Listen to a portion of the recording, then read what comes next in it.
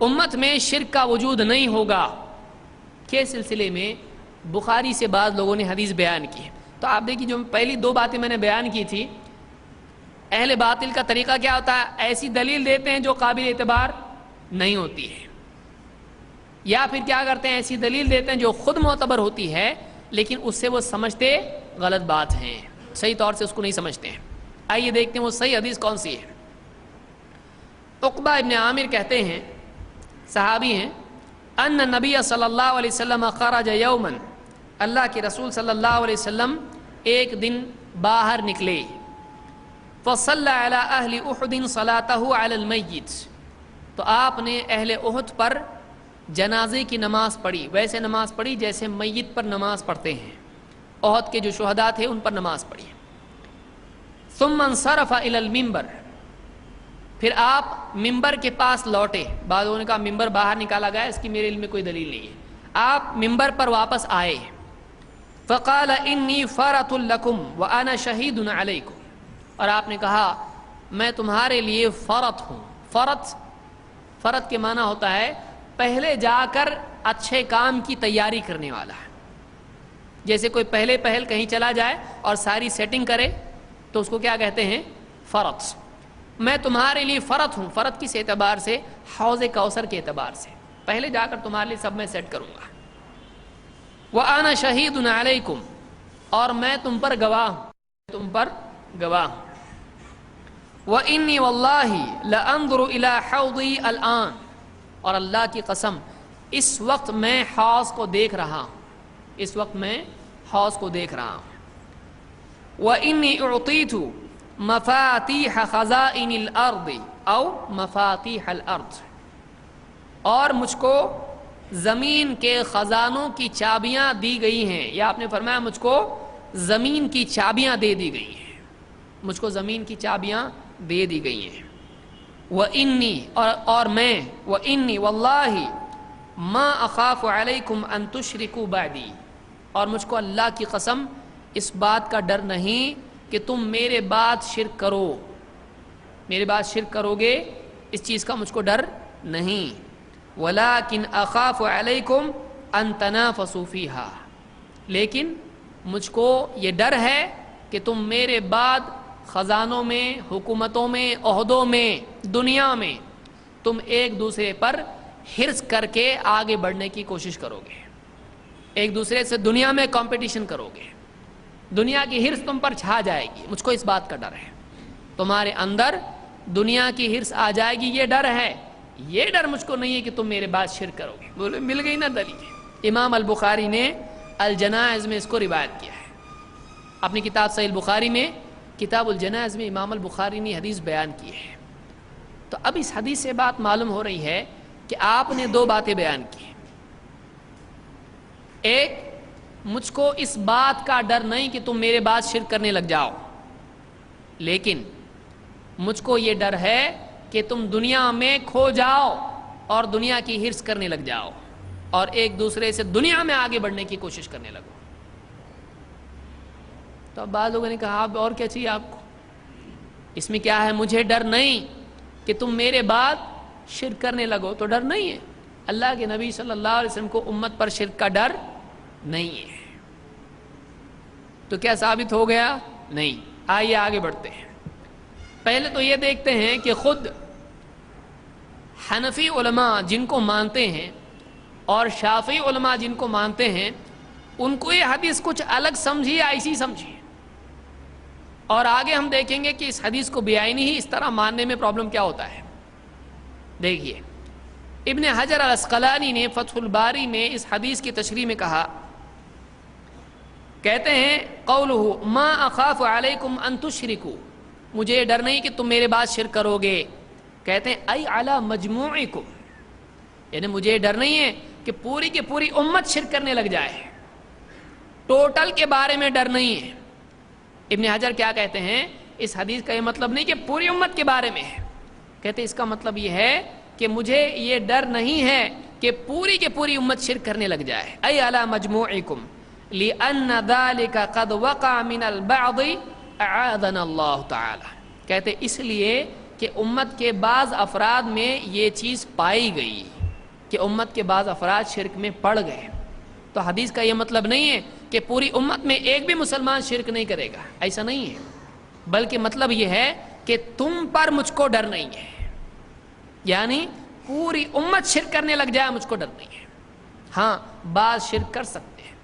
تو ابن حجر عسقلانی، ان کو شافعی بہت مانتے ہیں اور یہ بہت بڑے عالم گزرے ہیں، تو یہ اس سے یہ مطلب لے رہے ہیں۔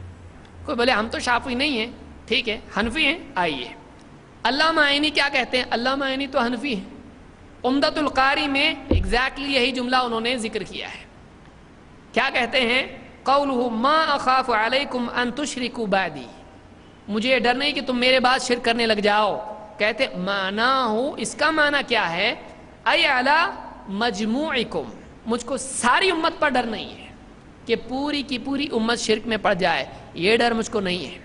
لأن ذلك قد وقع من البعض والعیاذ باللہ تعالی، اس لیے کہ امت کے بعض افراد میں شرک آیا، بعض افراد شرک میں پڑے، اللہ ہماری حفاظت فرمائے۔ کون کہہ رہا ہے؟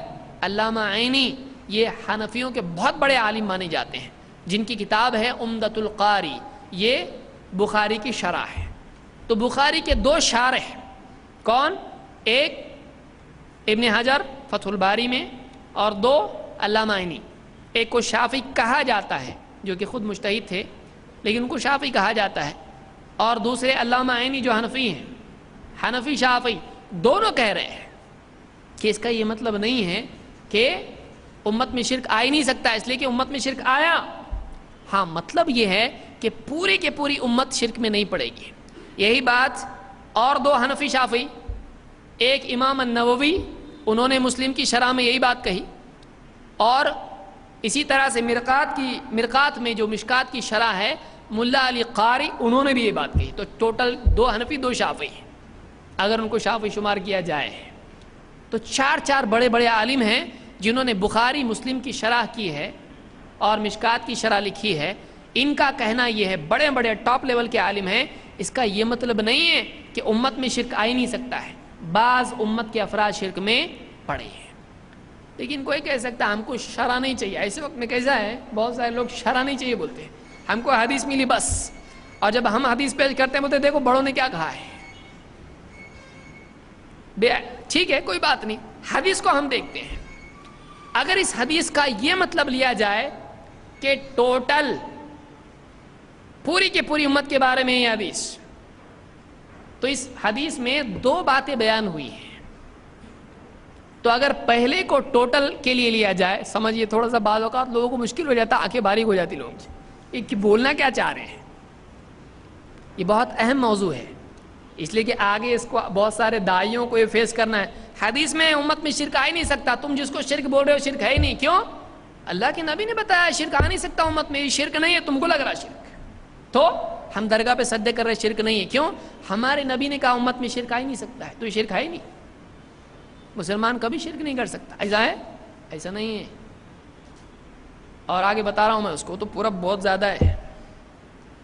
اگر یہ مان لیا جائے کہ یہ حدیث ٹوٹل کے بارے میں ہے تو دونوں باتوں کو ٹوٹل کے بارے میں ماننا پڑے گا، تیار ہے اس کے لیے؟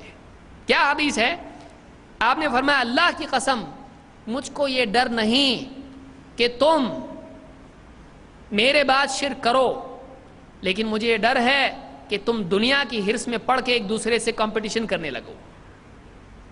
تو اگر آپ پہلے کو ٹوٹل کے بارے میں مانتے تو دوسرے کو بھی ٹوٹل کے بارے میں ماننا پڑے گا۔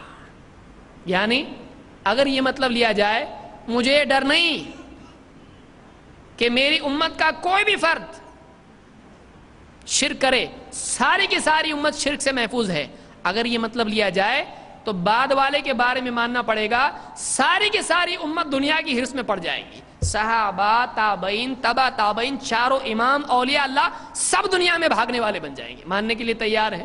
نہیں بولے وہ سب تھوڑے لوگ جائیں گے، تھوڑے لوگ نہیں جائیں گے۔ بولے نمبر 2 کے بارے میں پارٹیشن ہے، نمبر 1 کے بارے میں پارٹیشن کیوں نہیں ہے؟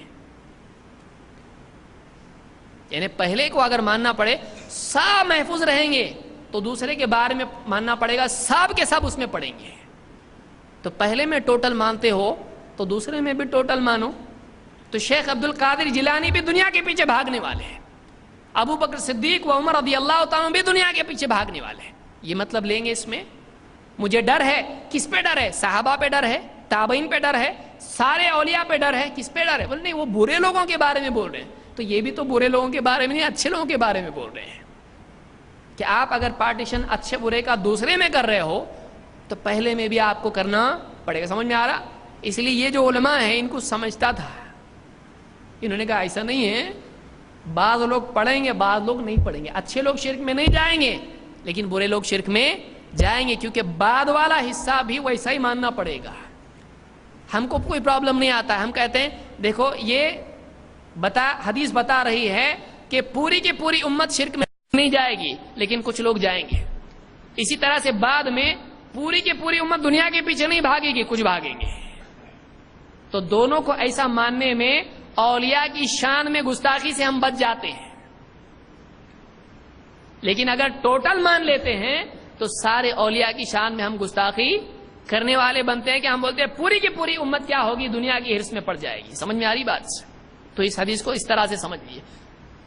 اور آگے جا کے آپ دیکھیں اگر یہ بات ہم مان لیں کہ امت میں شرک آ ہی نہیں سکتا ہے تو آپ دیکھیں آج مسلمان ہونے کا دعویٰ کرنے والے، مسلمان گھر میں پیدا ہونے والے بہت سارے لوگ ایسے ہیں کہ جو اپنے گھر میں مورتیاں بٹھاتے ہیں اور ان کے آگے ناچتے ہیں. اور خان نام ہے ان لوگوں کا، ہے کہ نہیں؟ ناچنے گانے والے ہیں کہ نہیں کچھ ایسے؟ مسلمان ہیں ہم. کون ہیں؟ مسلمان ہیں، لیکن شرک کر رہا ہے کہ نہیں کر رہا ہے؟ بہت سارے ایسے لوگ ہیں جو ایجوکیشن کی فیلڈ میں، سیاست کی فیلڈ میں، کسی اور فیلڈ میں ہیں، وہ کسی نہ کسی اعتبار سے جھکتے ہیں، شرک کرتے ہیں اور اس کو کچھ فریڈم سمجھتے ہیں، برابری سمجھتے ہیں. ہم سیکولر ہیں لیکن مسلمان ہیں. تو مسلمان ہونے کا دعویٰ کرنے والے ایسے کام کرتے کہ نہیں کرتے؟ آج کتنے لوگ ہیں، آج کتنے گاؤں دیہات ہیں، نام کیا ہے؟ محمد. کیوں؟ باپ نے رکھا بھائی، لیکن سر کہاں جھکا رہا؟ بت کے آگے مندر میں جا کے جھکا رہا ہے کہ نہیں؟ ایسے دیہاتوں کے اندر آپ اس کو کیا بولیں گے؟ آج امت میں چیز پائی جاتی ہے، آپ اس کا انکار کیسے کر سکتے ہیں؟ کوئی مجنون یا ایک ایسا آدمی جس کو زمین پہ کیا چل رہا ہے معلوم ہی نہیں ہے، وہی آدمی دعویٰ کر سکتا ہے کہ مسلمانوں میں شرک نہیں آ سکتا ہے. ہمارا کہنا یہ ہے کہ یہ ممکن ہے کہ ایک مسلمان جہالت کی وجہ سے، نہ جاننے کی وجہ سے ایسا کام کر بیٹھے جو شرک ہو. ضروری نہیں کہ ہم اس کو مشرک قرار دے دیں، اسلام سے باہر کر دیں. ہو سکتا ہے کہ اس کو معلوم نہیں یہ شرک ہے اور وہ ایسا عمل کرے جو شرکیہ ہو، تو ہم اس کو مشرک نہیں کہیں گے، لیکن اس نے جو کیا اس کو شرک کہیں گے کہ نہیں کہیں گے؟ شرک کہیں گے. یہی ہماری دعوت ہے، یہی ہمارا کہنا ہے کہ یہ مسلمان ہے لیکن جہالت میں اس نے شرکیہ عمل کیا. لیکن لوگ کیا بول رہے ہیں؟ ایسا بولنے کا نہیں، مسلمان جو بھی کرتا وہ شرک ہو ہی نہیں سکتا ہے.